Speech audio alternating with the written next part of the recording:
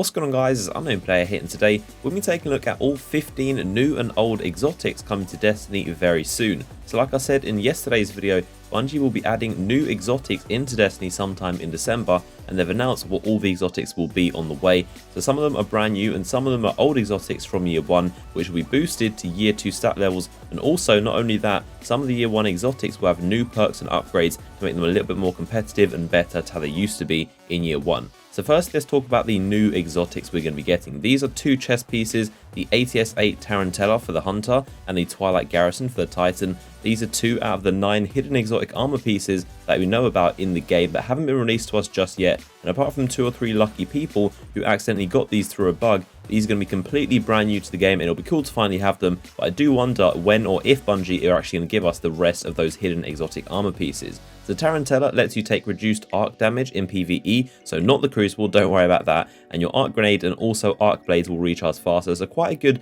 Blade Dancer exotic to be honest, and it'll be really good in strikes and raids and all that, especially good against the Fallen and Hive. Next up, the Twilight Garrison allows your Titan to perform a mid-air evade, which is basically like a little shift in any direction, kind of like a little boost in any given direction, and you can do that while airborne only, of course. It's definitely more of a Crucible piece to use. Don't think it'll be that great in general, but really skilled players could possibly use this thing very effectively. Like imagine a Sunbreaker dodging your bullets in mid-air while throwing hammers at you. It could be quite ridiculous, and you thought Sunbreakers couldn't be even more powerful, but those are the 2 new exotics that we're going to be getting. Now let's take a look at those remastered year 1 exotics, and there's some weapons and armor to look at. So like I said, some of these have new perks put on them and upgrades that we don't know about just yet. So if you see something that's bad or was really bad in year 1, it could have been upgraded and it could be a little bit different to how it used to be. And so first off, we have No Land Beyond, which is pretty much a joke. This is a funny weapon to run around with and see how well you can do with it. Not a weapon to take yourself seriously with at all. And you can actually use this thing in Trials or Iron Banner now, I guess, because it's going to have the increased light. But really, obviously, one of the worst weapons in the game. It's kind of a joke weapon to use.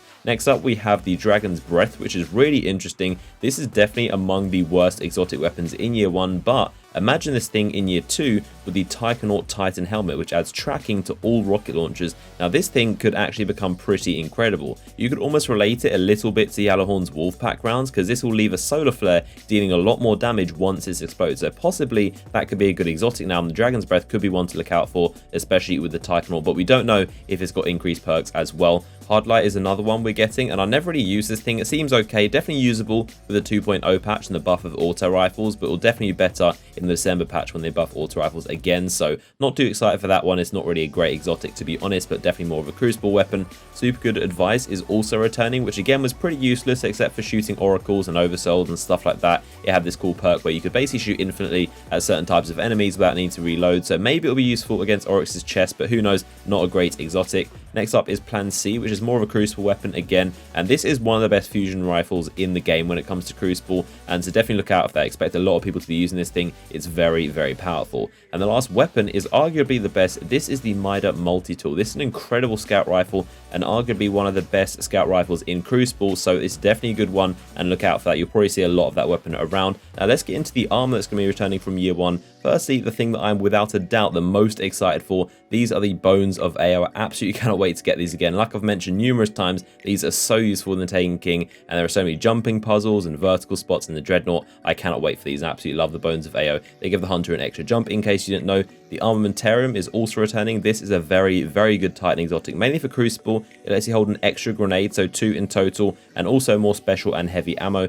Next up are the Nothing Manacles, which are a very good Warlock exotic and give you really good scatter grenades. We also have the Peregrine Greaves, which are returning. These are nothing amazing, but give you a ridiculous knee charge damage. I think it's something over like 600 damage, so that is actually enough to kill a Sunbreaker, and maybe that is what these are going to be useful for, but that is if you can get close enough to a Sunbreaker, of course. Then we also have the Apotheosis Veil. Now, I already covered this thing's new exotic perk, and it used to just replenish your health when you popped the super, but now it also replenishes your health and gives you full grenade and melee energy when you pop the super, which is cool. And we also have the Radiant Dance Machines for the Hunter. These let you strafe super fast while aiming, so pretty decent for the Crucible and really good with the Mida Multi-Tool as well, so pretty good for mobility. And last but definitely not least, we have the Acleophage Symbiote for the Hunter, and this in my opinion is one of the best gunslinger exotics you can get. Lets you fire an extra 4th shot from your golden gun, which is absolutely incredible in Crucible. So that is all the exotics, leave a comment down below this video with what exotics you're most excited for. My pick has to be the Bones of AO. Any more news on when these exotics are coming out or in Destiny in general, I'll be sure to keep you guys updated, so make sure you are subscribed to this channel and also following me on Twitter, which the link to that will be in the description. But I hope you guys enjoyed the video, give it a thumbs up if you did, and I'll see you guys in the next one.